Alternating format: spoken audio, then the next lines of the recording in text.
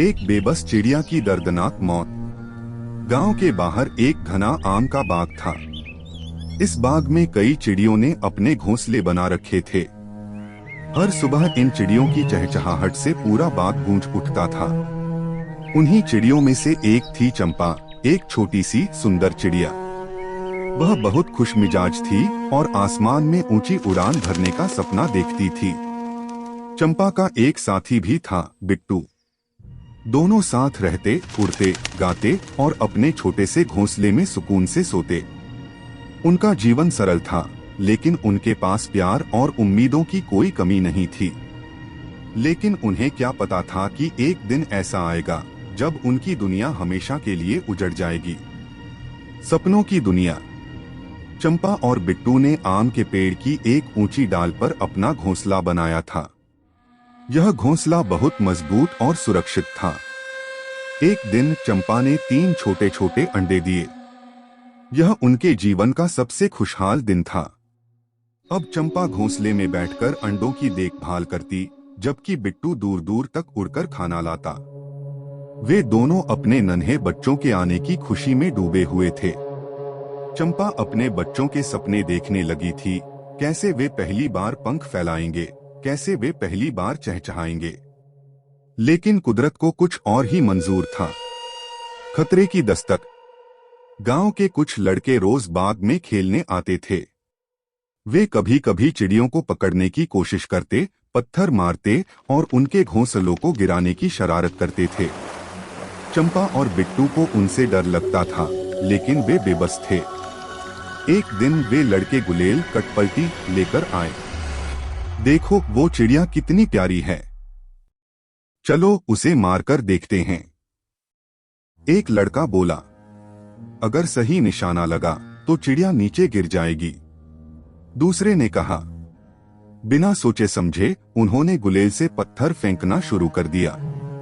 चंपा अपने अंडों को बचाने के लिए फड़फड़ाने लगी। बिट्टू, हमारे अंडे, हमें कुछ करना होगा। लेकिन बिट्टू कुछ कर पाता इससे पहले ही एक पत्थर तेजी से उड़ता हुआ आया और चंपा के नाजुक शरीर से टकरा गया। पत्थर सीधे चंपा की छाती पर लगा। चंपा! बिट्टू चीख उठा। चंपा के पंख अचानक सुन्न हो गए। उसकी आंखों के आगे अंधेरा छा गया। वह धीरे धीरे पेड़ से नीचे गिरने लगी। धड़ाम! वह जमीन से जा टकराई। चंपा के छोटे से शरीर से खून निकलने लगा। वह दर्द से तड़प रही थी, लेकिन कुछ बोल नहीं पा रही थी। उसकी आंखें धीरे धीरे बंद होने लगी। बिट्टू तेजी से नीचे आया और चंपा के पास जाकर बैठ गया। चंपा, उठो, प्लीज उठो, बिट्टू ने चंपा को हिलाते हुए कहा। लेकिन चंपा की सांसें धीमी होती जा रही थीं। हमारे बच्चे, हमारे अंडे, मैं उन्हें कभी देख नहीं पाऊंगी, चंपा ने कमजोर आवाज में कहा। बिट्टू की आंखों में आंसू आ गए। नहीं चंपा, तुम ठीक हो जाओगी, मैं तुम्हें बचाऊंगा। बिट्टू ने चंपा को अपने पंखों से सहारा देने की कोशिश की, लेकिन उसकी हालत बिल्कुल नाजुक थी। चंपा ने बिट्टू की ओर देखा, उसकी आंखों में गहरा दर्द और बेबसी थी। फिर एक आखिरी सांस के साथ चंपा की आंखें हमेशा के लिए बंद हो गईं। बिट्टू ने जोर जोर से रोना शुरू कर दिया। चंपा, मत जाओ, मुझे अकेला मत छोड़ो। लेकिन चंपा अब हमेशा के लिए खामोश हो चुकी थी। बिट्टू ने ऊपर देखा। उनका घोंसला अकेला था। तीनों अंडे अब भी वहीं थे, लेकिन उनकी मां अब कभी उन्हें देखने नहीं आएगी। बिट्टू ने धीरे से चंपा के शरीर को अपने पंखों से ढक दिया। फिर वह घोंसले की ओर उड़ गया और अपने बच्चों को देखने लगा। अब मैं इनका अकेले ख्याल रखूंगा, चंपा। वो लड़के हंसते हुए वहां से चले गए।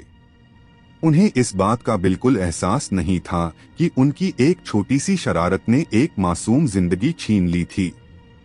अगर वे जानते कि उनकी मजाक में की गई हरकत ने एक परिवार को तबाह कर दिया, तो शायद वे कभी ऐसा न करते। अगली सुबह बिट्टू को भूख लगी थी। उसने सोचा, मुझे दाना लेने जाना होगा, नहीं तो मेरे बच्चे भूखे रह जाएंगे। वह अपने अंडों को ध्यान से देखता रहा और फिर अकेला उड़ गया। लेकिन वह नहीं जानता था कि अब उसके पास लौटने के लिए कोई घर नहीं बचा था। अंतिम विनाश। बिट्टू के जाने के कुछ ही देर बाद एक बड़ी आंधी आई। हवा बहुत तेज थी और पूरा बाग झूम रहा था।